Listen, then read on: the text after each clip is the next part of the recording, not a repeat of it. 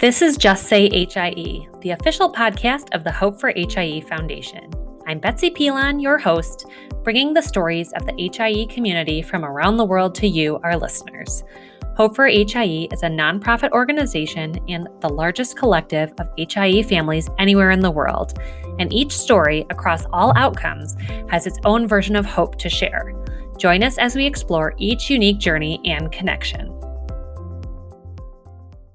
Welcome, everyone, to another episode of the Just Say HIE or Just Say HIE podcast. I'm really excited to bring together two members of our community that have a really unique story and connection through Hope for HIE, and that's Julie Makow and Margie Jones. Julie and Margie, welcome, and thank you for joining us today. Hi there. Thank you for having us. I'd love to start with each of your stories of HIE and your connection and kind of how you found the community and each other. So Julie, why don't you kick us off? I'd love to. Okay, so I've developed a short story and a long story, so I'll just do the short story. The short story is my son Colton was born 10 years ago in January, and he had obviously a hypoxic event at birth. That's the short story. And because of that, also he had kidney damage as well. So that's kind of where all of our troubles began. And cut to about 3.5 years ago, I was tested and I was a perfect match for donation. So I donated my kidney to him on February 28th of 2018. And here we are, 3.5 years later. Kidney damage in particular is one that doesn't get as much notoriety, but it is a more common impact from HIE. And so, Margie, I'd love for you to, give your introduction, a little bit about your story, and then we can get to how you both connected. Sure. I'll try to keep it as short and sweet as you did, Julie. I'm not sure that I'm capable. So I had identical twin girls on February 14th, 2013. And it had been a relatively uneventful identical twin pregnancy, not that there is any such thing. And from the moment that I found out that I was pregnant with twins, I had this terrible sense of foreboding, like just this deep, pervasive dread that would not go away. And toward the end of my pregnancy, there were some issues that I have with the care that I had gotten, like between the MFM and the OB. There were a lot of doctors, and so I wasn't really seeing the same person every time. And the day that I actually went into labor, I had gone to the MFM, and I was so swollen I couldn't get my shoes on, and they were like Ugg style boots. And I had cramps really bad, and the doctor said, "This is just what it feels like to be 8 months pregnant with twins." And they sent me home. And I was in a cat and cow position, like on the table, because the cramps wouldn't stop. And so when I got home, my water broke, and there was meconium in the water. And there's a lot more traumatic stuff, in between that moment and when the girls were born. But when the first girl was born, when she was delivered, she had the cord around her neck, and her APGAR was a 1. It was her meconium. And so they started doing, like resuscitating her immediately. And then the other girl was born, and they kept telling me, "No, she's fine. We just need to help her out a little." And I remember they gave me the second one, Caroline, and they let us take her back to the room with us. And we still had no idea what was happening or what was wrong, because they really downplay it. They say, "She just needs a little help. She just needs a little extra support." And so then we realized that things had gone terribly wrong when a nurse came in and took Caroline. And they said that Katie, the first one, was so sick that they didn't know what was going on, and they needed to take Caroline and start treating her immediately just in case she had whatever Katie had. And shortly after that, they brought us a red folder, and in it was paperwork on the neonatal cooling procedure. And they said, we need you to sign this. They said, we need to take her to a level 4 NICU so we can get her some care that we can't provide here. And so we signed it. And basically, again, they were saying, she's going to be fine. She just needs a little bit of extra help, And so we signed it. And they did take me to the NICU to see her while they were still working on her. And, what I know now and I did not know then are two like vastly different, places. But they were working on her for, I don't know, at least a couple of hours, I think, to try and get her blood pressure up enough to qualify for transport. And I learned about 3 years after they were born what exactly that meant. And anyway, she was transported. And then meanwhile, they got me back to the room, and I had HELLP syndrome, and I hemorrhaged. And, it was really touch and go for both of us for a few days. But then I was released from the hospital and went straight to Children's National, where she was. And she was unrecognizable. She was in kidney failure. And she spent 71 days in the NICU. And she did, she was on the ventilator, she was on the oscillator. She had to start peritoneal dialysis. We were given the choice. We could either give her a G-tube and bring her home, or we could basically institutionalize her, where they could take, kind of care of her in a, facility that we couldn't do at home. And so we chose the G-tube, and we brought her home. And that was, 8 years ago. So we've been just plugging along. She did, like Julie said, like this is what, this is our main connection. She had a major insult to her kidneys. As a result of that, she was released from the NICU with, I want to say like 33% kidney function. And they told us that it was just going to decrease. Like as she got bigger, her kidneys would be able to do less and less to support her body. So when they sent us home, nobody thought that she was going to make it through the first year without needing a transplant. Like nobody thought that she would get big enough to be able to have a transplant before she needed dialysis. And then she made it 2 years, and everybody was like, oh, wow, okay, now we can, she can accommodate an adult kidney. She ended up making it almost 8 years. She was transplanted last August, August 25th of 2020, and a pandemic transplant experience is probably a whole nother episode. But my husband, her father, donated a kidney, and her kidney has been doing everything that a kidney should do ever since then. And so it's been really incredible. I mean, you both, HIE is one thing, and the trauma of going through all of that and everyone's stories always take my breath away with the depth of what everyone has been through to get to where we are today. And I want to thank you both for sharing those stories. Well, real quick, I thank you so much, Margie, for sharing that story and those details, because I think what happens with me, and it has always happened with me in my whole life, is I forget details, and I don't have those details. And that's why I shortened my story, because it's too painful. Yeah. But I will say that we kind of had the same scenario as we were in the NICU for 62 days at Texas Children's after he was transferred the second day of life, but he was not cooled. He did not meet the criteria. And I didn't even know what cooling was. I had never heard of it. Had I may have requested it or demanded it. I don't know. And who knows what difference that would have made. But so we were there at Texas Children's for 62 days. And same thing, we had to have a G-tube before we came home. Colton did not have any of his inborn reflexes. He didn't suck swallow.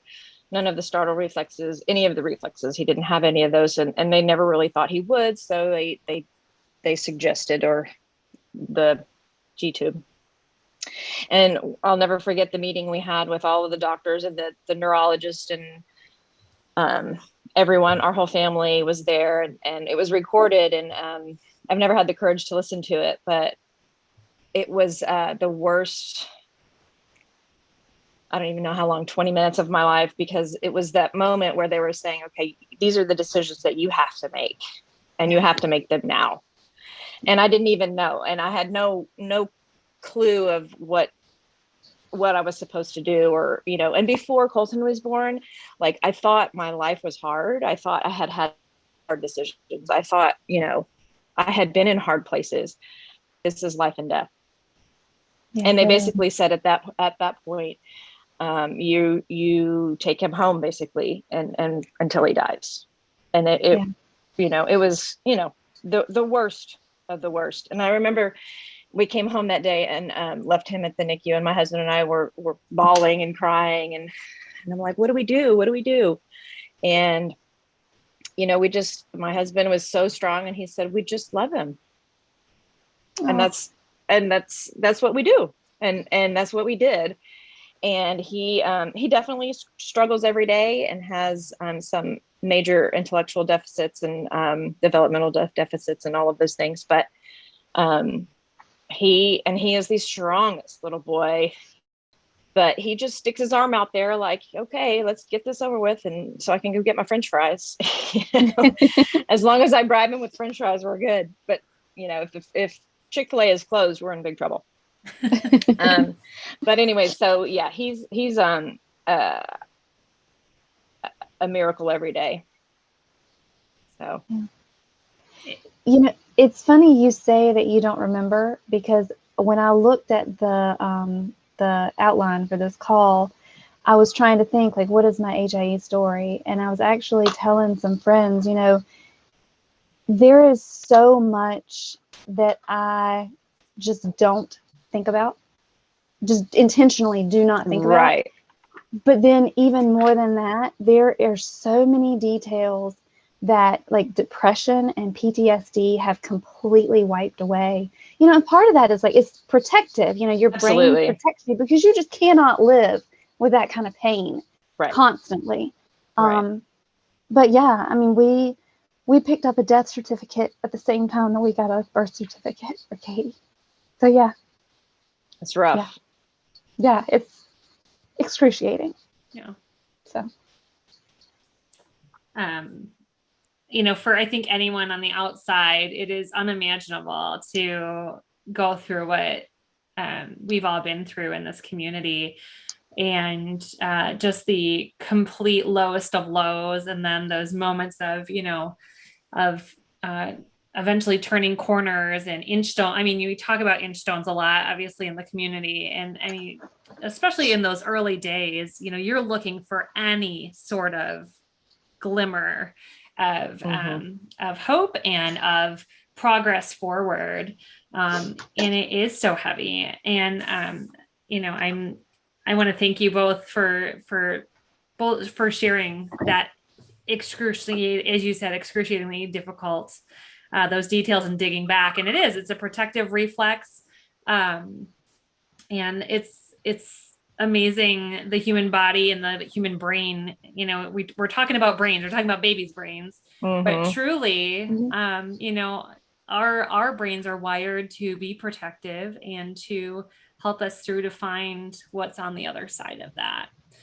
I want to, again, thank you both for sharing those stories, and kind of transition to, you both ended up getting discharged home, and both kind of had very similar kind of expectations of, taking your kids home potentially to live a very short time. And, we know that has not been the case.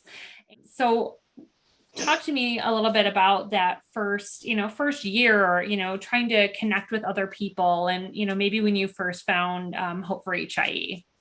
I was trying to remember, I think, if I'm not mistaken, there was a brochure in the milk bank where, of course I had just had a baby. And so Mother Nature doesn't know, and you're still full of milk and you have to go pump it for this baby who's in the NICU, which was a whole other experience. But I think in there was a brochure, and I want to say it was Hand to Hold or something. And it was about, I don't even remember. I don't even know why I know that detail, but it had something. And I think that's the first time I ever saw the words hypoxic ischemic encephalopathy. I'd never heard it before. And so I think I, at that moment, Googled it, and it must have led me to the Facebook page, which to me was very reassuring and scary at the same time, because I'm like, am I a part of this world? Is this going to be me? And it was, but I will tell you that from the very beginning, it has saved my life, the community and the connection. And even though I, don't necessarily comment every day or it's 10 years later, but I'll tell you what, in those first few months, maybe even the year, I would be up at 2 and 3 and 4 in the morning and just watching and looking and seeing, is somebody like me? What are they doing? How are they handling what? And that connection to know that you're not alone was instrumental in my sanity, for sure. Absolutely. I had a similar experience in that we had just moved to Northern Virginia when I was pregnant. And so I didn't have a support system locally. I mean, everybody that I knew and loved was so way, states away. When we did get home, the only connection that I had was really online. There were there was one Facebook group in particular that was just, a huge lifeline to me. And I think that was like my introduction to Facebook groups. And the best I can remember is that I searched HIE on Facebook, and I somehow found the Hope for HIE group. And I did know that HIE was, what we were dealing with. But, it was really overwhelming, because at that stage, you have no idea what's in store. And not knowing, to me, is always the hardest part, because I can deal with what I know. Mm-hmm. I can make plans, I can manage that. But just not knowing, it was torture. I mean, I would say that probably easily the first 2 years, it was a living nightmare. It literally felt like torture all day, every day, and it never ended. I was extremely angry. I'm still a little angry, but time has worn those edges down. But when I did find the Hope for HIE group, looking through the group and seeing different posts, there's such a wide array of outcomes and experiences. And on the one hand, it was really comforting, and at the same time, it was completely terrifying. Again, it was that living in limbo. And, I believe you asked if there were some some ways that it started to get easier over that first little bit of time. So for me, there were parts that started to get easier. I had 2 of them at the same time. And so there were moments like the first time that Katie realized that Caroline was there. They were nursing, and it was almost like she woke up and she was like, oh, hey, there's this, like, oh, it's you. And then there was when we completely abandoned tube feeds during the day, and I was like, I remember that. Because, yeah, I mean, she was going to nurse, and that was it. That was it. That was like the first sign that we had that she is such a stubborn, determined little pistol. And so, I guess slowly in some ways, like we just sort of figured out what our normal was going to be. It was nothing like anybody else's normal, but we adjusted, and we found joy in what, was truly indescribably terrible times. So I'd love to hear how you both connected. I can probably start this. Go ahead. Okay. Okay, so I saw Julie in the group, and I was like, "Hey, will you talk to me? Because you have some idea of what I'm like. You're the first person that I've ever seen who has any idea what it's like to have a baby with kidney disease." Yep. And so I did. I pretty much stalked her, and and I actually found the first comment I think that I made to you. I looked that up tonight. It was September of 2013. Wow. And you had posted a picture of Colton, and I mean, he's absolutely beautiful, Thank you. And from the moment that I saw him, he reminds me of Katie in this intangible way. It's in the smile. They don't really look alike, but there's just this essence that is, it's in both of them. And, and I was like, hey, my daughter's 7 months old, and she's going through this too. And maybe we could talk about it sometime. And Julie was very kind and very patient. And she helped me. And it was little connections like that really, made you feel like you weren't the only person in the universe. Right. Absolutely. And I feel like it helped me in a sense that I felt like I was helping someone else. Like, that made me feel like, okay, well, maybe I do know what I'm doing, or maybe I can make this horrible thing better in some way for someone else, and I do remember those early days and talking with you and talking about feeding and meds and, the prospect of transplant and how scary that was and all of those things that come along with it. Yeah. And similarly, I guess Katie was maybe a year or so old. I met a new member in Hope for HIE, and her son had a very similar injury to Colton's and to Katie's. And, she and I were messaging each other in the middle of the night, and I had sort of stepped into your shoes at that point, Julie, because we had survived it for long enough that I could, kind of walk with her for a little while. And her son had a transplant before Katie did.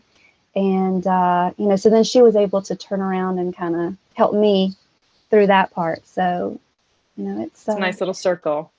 Yeah. And there's so few of us in the world that to be able to find each other is truly a gift.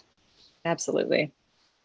That is just incredible. I mean, there's so many amazing stories of connection, and hearing yours and seeing and witnessing your connection in this online space, which kind of feels almost voyeuristic sometimes. But, I see, because you can see, when people are supporting each other and things like that, but it is such a, I think what you both just articulated is spot on of the, the culture of what we try of any support community in that situation is why it works is people reaching forward and backward and linking arms to help each other through these really, really difficult times. And it's amazing to hear both of you talk about doing that for one another and for other people as well. So let's talk through, how you kind of got through into this transplant journey, because both of you are now on the other side of that. And I remember, both of you sharing this experience, and would love to have you share it here in this space as well. I remember when they said that Colton would need a transplant, and I remember thinking, it's going to be me. It better be me, because of all the things I wanted to be as a mother, you want to be able to fix something. And I said, I'm gonna at least be first in line. And I prayed and prayed and prayed and prayed, please let it be me, let it be me. And so we were able to, with diet and medication, avoid dialysis. And luckily for us, his nephrologist was the same nephrologist he had at day 2 of life at Texas Children's. So she's been there from day 1. She knows Colton. And in fact, she and I actually didn't start off on the greatest of feet because she didn't think that he was worthy of a transplant, and because of his brain injury. So, and I remember going to all of these appointments, and she would I could see her judging him, looking at him, making sure, like she would hold him up and be like, oh, he's still kind of floppy, or, not always. She made me so angry because I thought, who are you to tell me if my child needs this transplant? And one day when we were inpatient, she came in and she looked at me with tears in her eyes, and she put her hand on my shoulder and she said, I was wrong.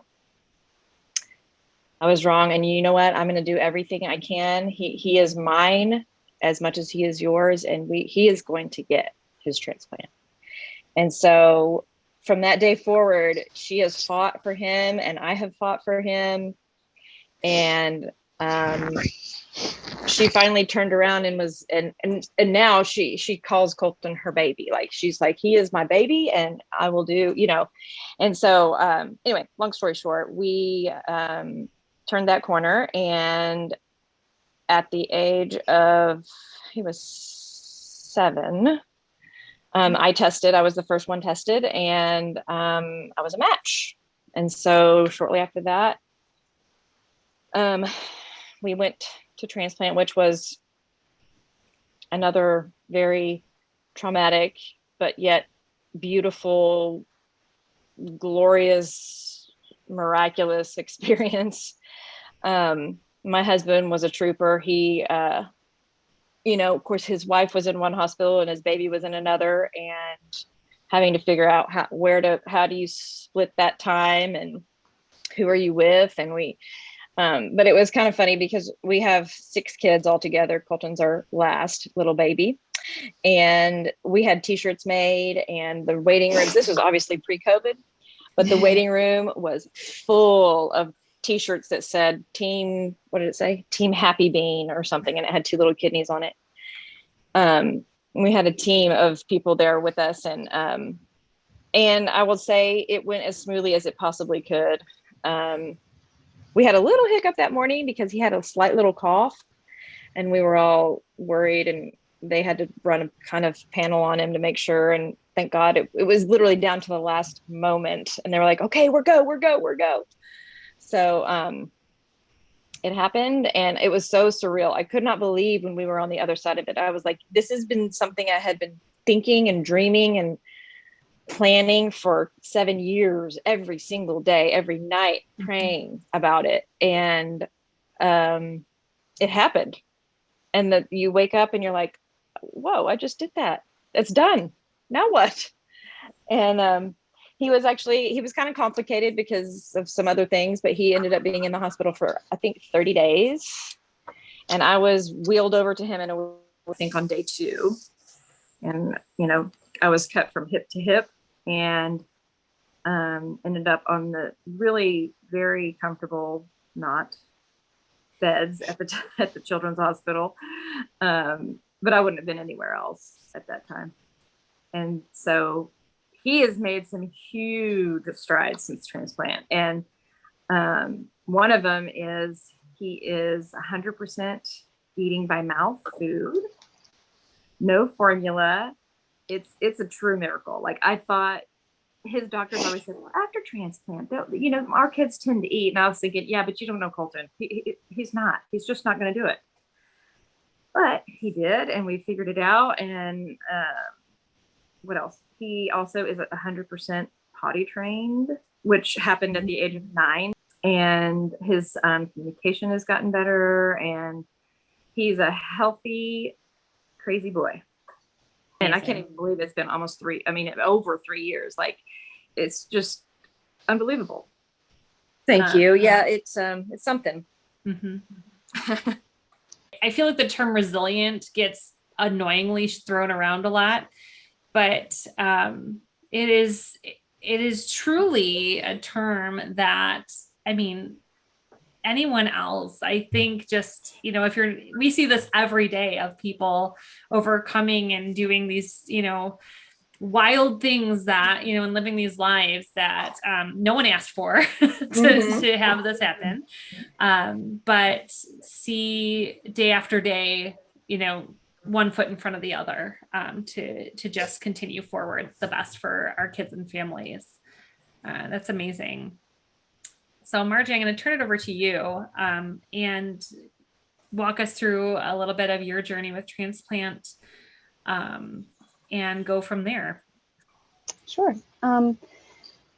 So we actually started getting the transplant workup when Katie was about 2, maybe 18 months at Georgetown. Because remember, nobody thought that she was going to make it, another 5 minutes before she needed a transplant. And I wanted to be ready because I think I mentioned before, I can handle what I know. I have a plan. So, let's do it. This is what we need. This is what we're going to do. So we knew then that I was not a match, but my husband was. And so, there was, like you're saying, Julie, like there's no doubt. I mean, I would have given her both my kidneys right then, Exactly. let's do it now. Right. But, so we knew for years that this was the plan, and, or that this was coming. And, the stress and just constant tension of living with that over your head, like, it's going to happen. But you don't know when it's going to be. And so every meal, every day, worrying, like, how much potassium has she had today? How much phosphorus has she had today? You can't have that snack. You have to have this snack. And so, because she did start eating orally at about 2 years old. We took her to Hopkins, and we did some feeding therapy. Well, I'm going to say some feeding therapy. Like, our lives were feeding therapy for well over a year. And that's extraordinarily stressful too. We could do a whole nother episode on that. But it's this constant eating. It's just this devouring stress, because you can't just relax. And I don't think anybody who hasn't dealt with feeding issues and medical issues can even imagine how hard it is to have to worry about every single bite that goes in that child's mouth, because you eat every day. You eat multiple times a day. And I mean, these are things where if she gets too much potassium, like, that can cause heart problems. You end up in the PICU. Like, this isn't just a picky eater. Right. No, this is, like, the stakes are the highest that they could possibly be. It feels like every single decision every day is a matter of life and death.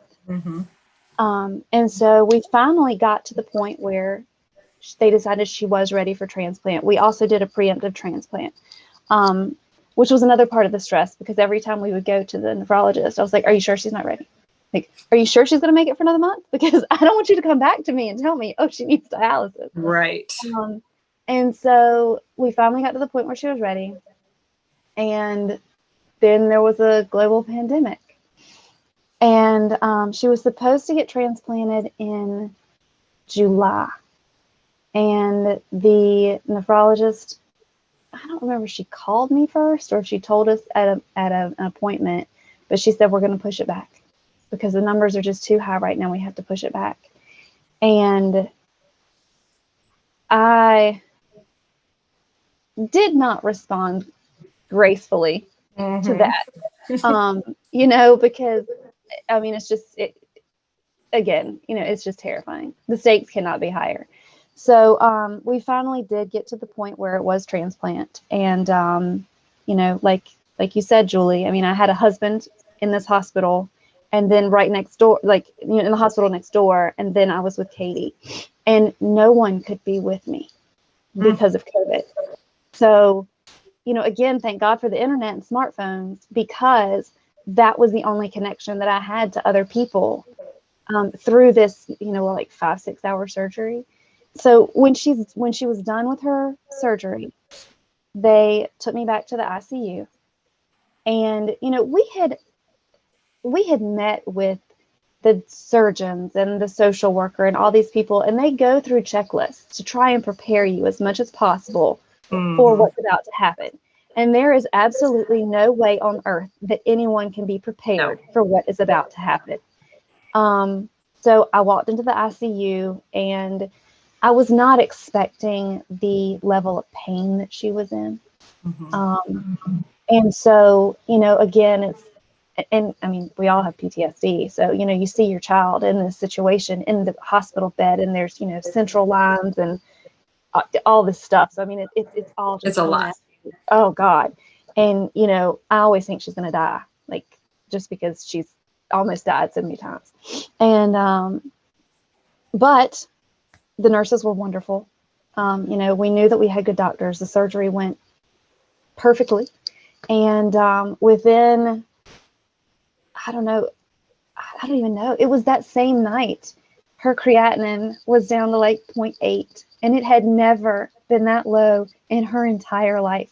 As soon as she got out of surgery, the kidney was making urine. I mean, it was unbelievable. It's crazy. Unbelievable. When they told me, they came in and told me his creatinine was 0.3, I cried. Yeah. People don't understand what that number was. That number is something that just you dread those labs, and every time you're like, oh gosh, it keeps getting higher and higher and higher. Yep. By the way, just for your tidbit information, Colton's creatinine in the NICU when he was born was 10 point something.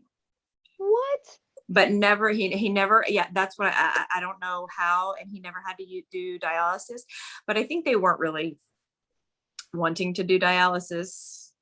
Oh, because they were thinking palliatively. You're right. Yeah. Well, in the but NICU, that 0.3 or whatever it was I couldn't even believe it.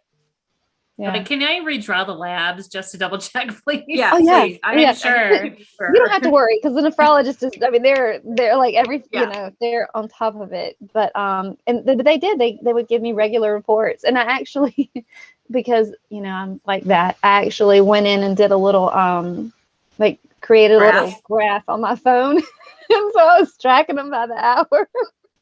I love it. And I posted those, on Facebook, oh my God. And, maybe 4 people in the world understand what that really means. But, it was incredible. And so she got through transplant.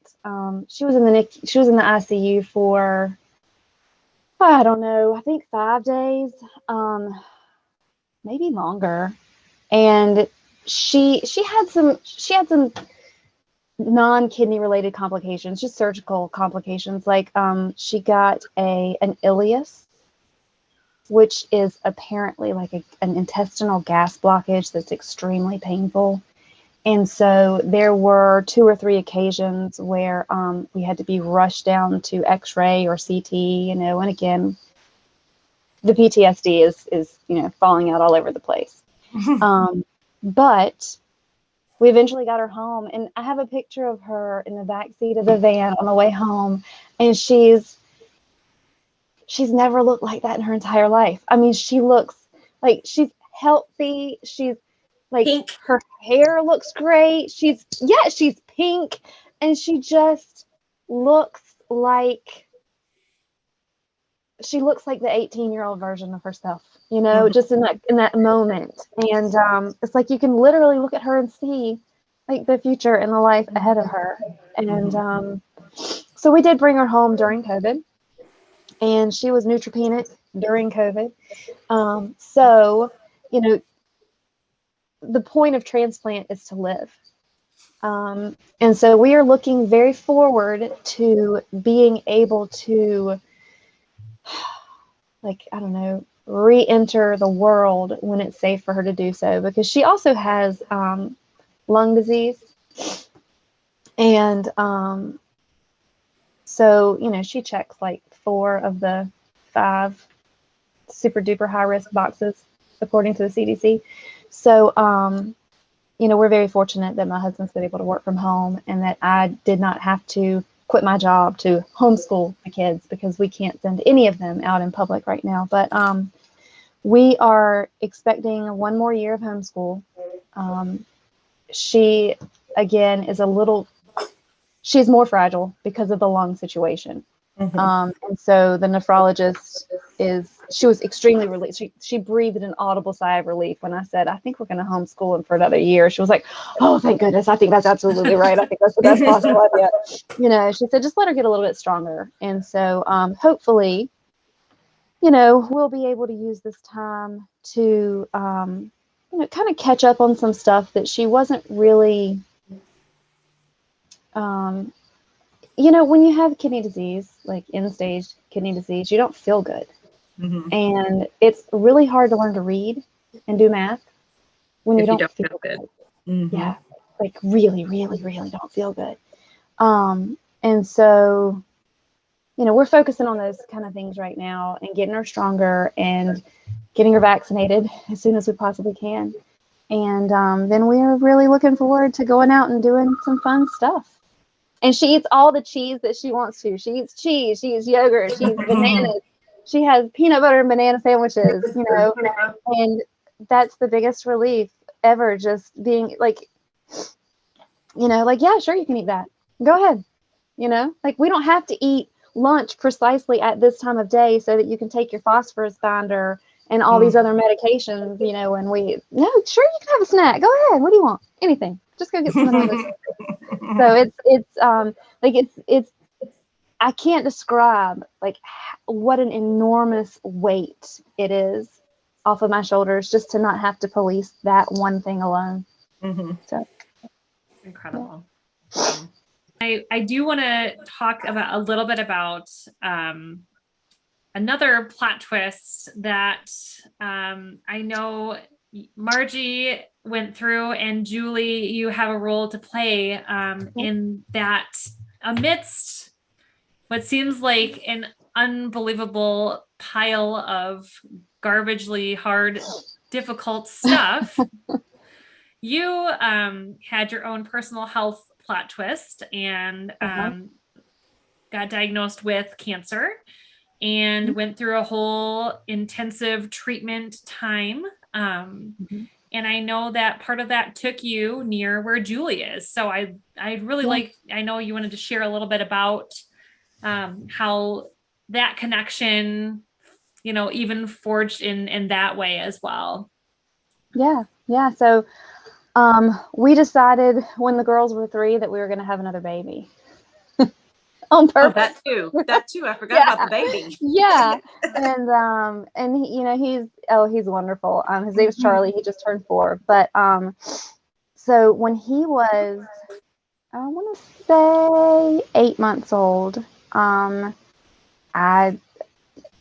we found a lump, and you know, I thought it was a plugged up because I was breastfeeding, but then it didn't hurt, and so I was like, well, then I thought I was getting bigger. So anyway, I went to the doctor, and it turned out to be like stage 3 triple negative breast cancer, which is a particularly nasty beast.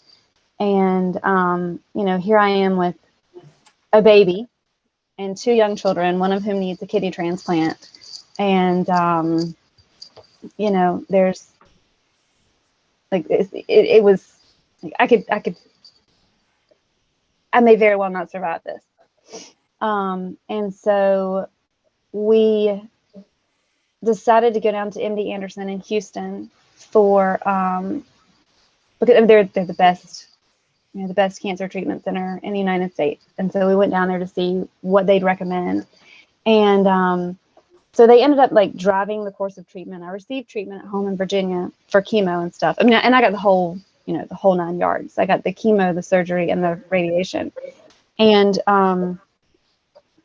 so we went back and forth, during the whole process. And I ended up being down there. I went back for radiation after surgery was over, and I was there for 6 weeks.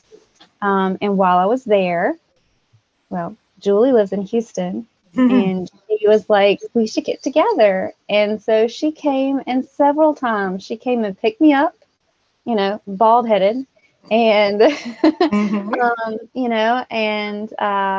we had with tacos. With one boob, yeah. And we went out for tacos, and we went to Sephora, and, That's right. and it was just, it was wonderful. And, it's just sitting down and like eating tacos with Julie. I mean, I felt like I knew her, it was one of those times where like sometimes you sit down with people and it's just comfortable right away. And it was like that. And I really, really appreciate her again, being there to hold my hand. I was happy to do it. Nice. Yeah. You're a rock star, by the way. Like, even with bald, you are beautiful. You were unbelievable. Well, I appreciate that. And it's funny you should say that, because I think we all hear a lot. This is kind of one of my soapbox issues. I know that you know that I'm awesome because we've actually like hung out together. Right. But I think we all hear. It's. So I think people mean well when they say this, but I think we always hear like, you're amazing. You're so strong. You're so strong. I could never do what you do. And so I'm of two minds about this. One is that people do mean well, and they don't know what to say. It's extremely awkward.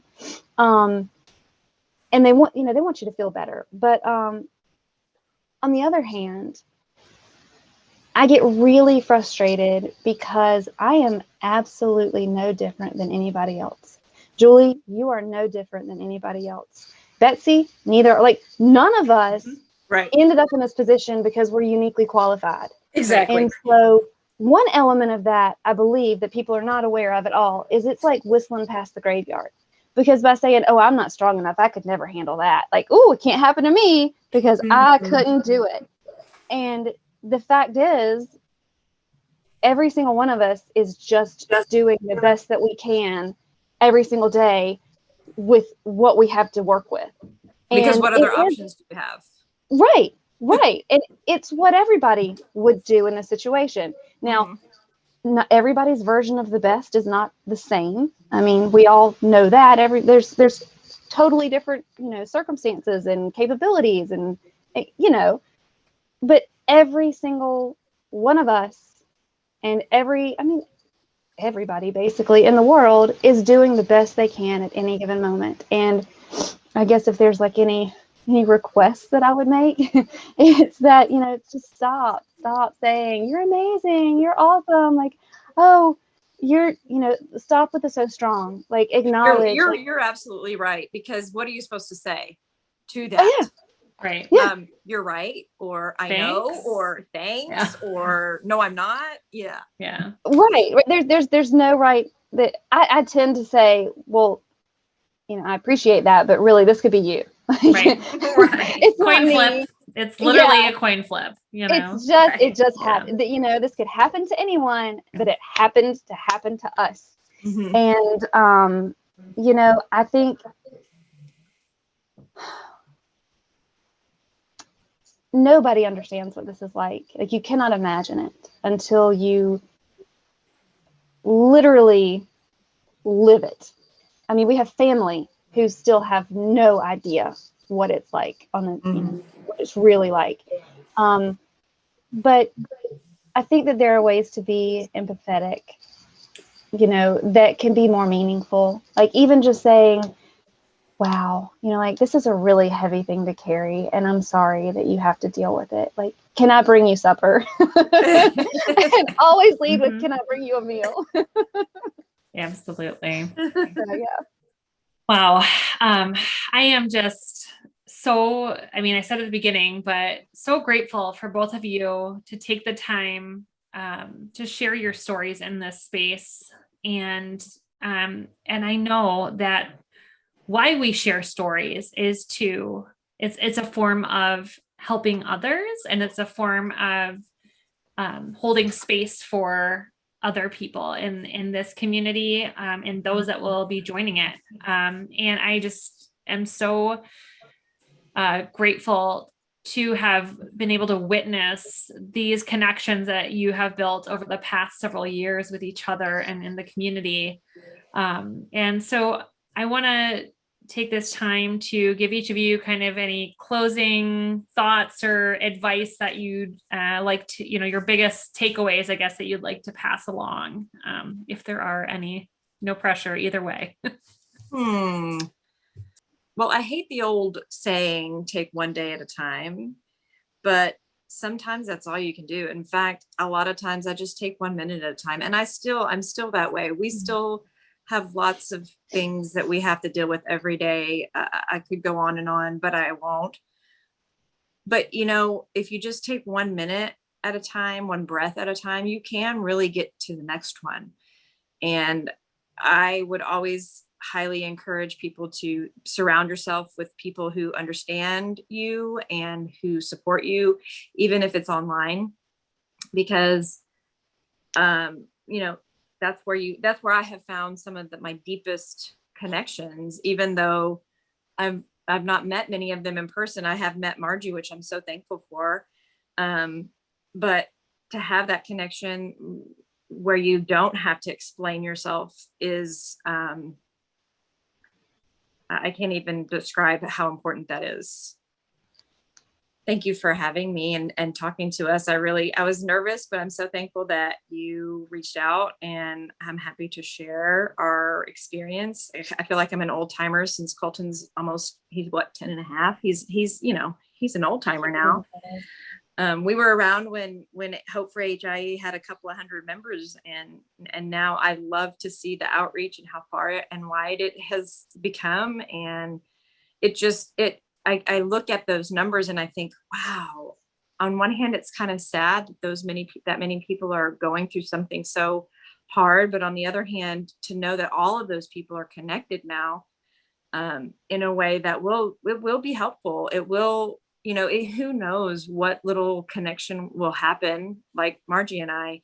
And I feel like one day Katie and Colton will meet, and they will love each other, and they will have that connection, and they will look into each other's eyes, and that thing that she was describing, it'll still be there.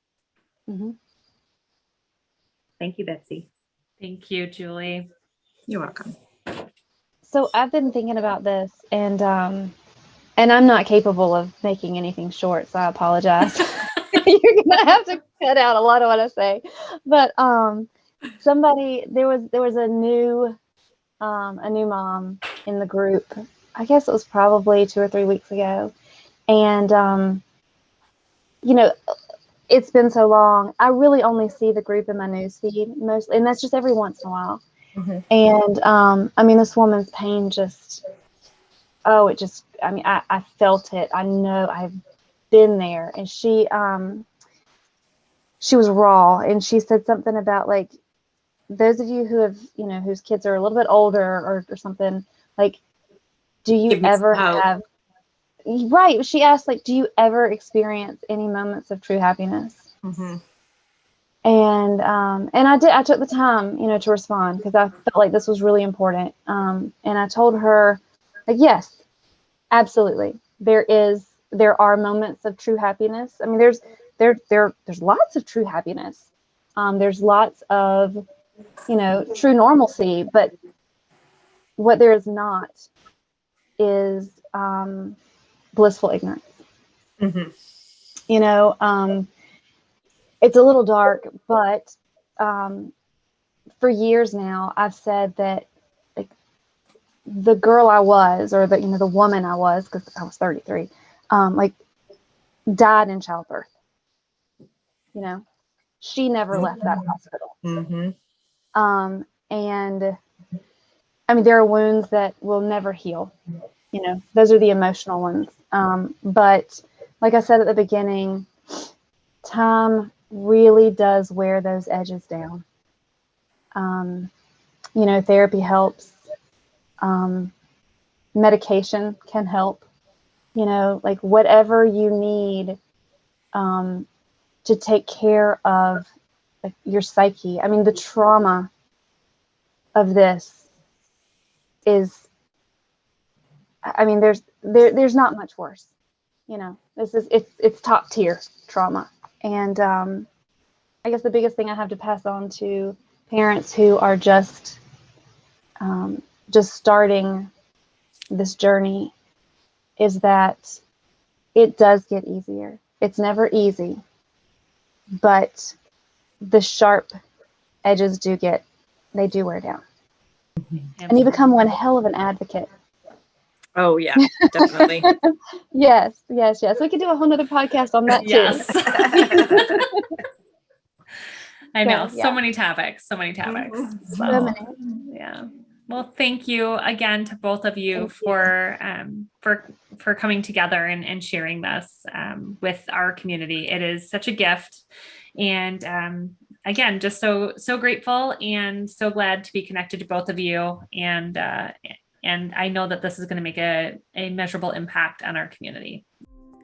Thank you for joining us for another episode of Hope for HIE's official podcast, Just Say HIE. If you have a story you'd like to share, be sure to keep in touch. Learn more about the work we do and sign up for our newsletter on our website at hopeforhie.org/justsayhie. We look forward to connecting with you soon, and thanks for listening.